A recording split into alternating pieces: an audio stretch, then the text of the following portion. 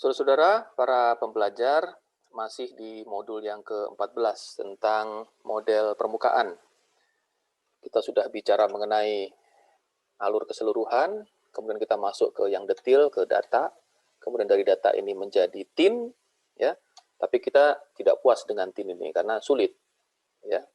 Komputasinya rumit, sehingga kita ingin melakukan langkah yang lebih jauh, ya, membuat model data yang lebih sederhana, menjadikan dari sebaran yang tak beraturan itu dari tin ke sebaran yang teratur. Nah, proses itulah yang kita sebut sebagai grading, ya, proses membuat grid. Ya, jadi membuat sebaran titik-titiknya menjadi teratur. Ya, grid adalah data yang secara rapi, ya, terpisah, ya, regularly spaced data, itu ya. Nah, nantinya kalau data itu sudah bentuknya sudah seperti ini, itu akan sangat mudah dikerjakan, itu ya, daripada data yang seperti ini. Memang ini sudah bisa dipakai untuk membentuk model permukaan digital, tapi untuk kepentingan yang lebih jauh, ya, ini akan sangat sulit diterapkan.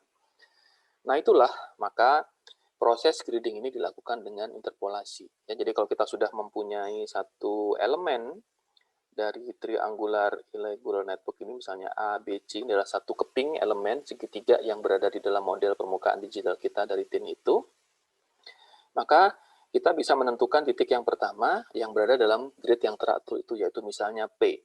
Ya. Karena tinggi-tinggi A, B, C, dan jarak-jarak dari A ke B, B ke C, dan C ke A itu diketahui dari posisi-posisinya, maka kita bisa menurunkan posisi sekaligus tinggi atau dalam hal ini kedalaman titik P ini dari keping A, B, dan C, gitu ya.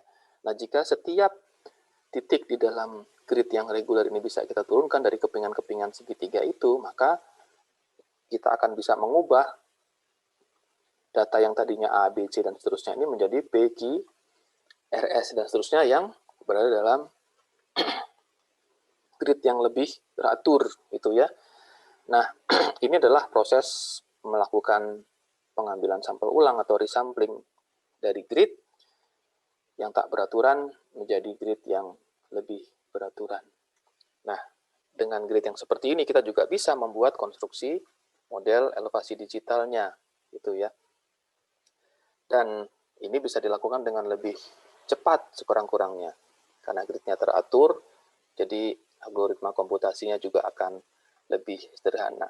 Nah, demikianlah inti dari interpolasi yang digunakan untuk melakukan grading atau memindahkan titik-titik yang sebarannya tak beraturan menjadi titik-titik yang seberaturan.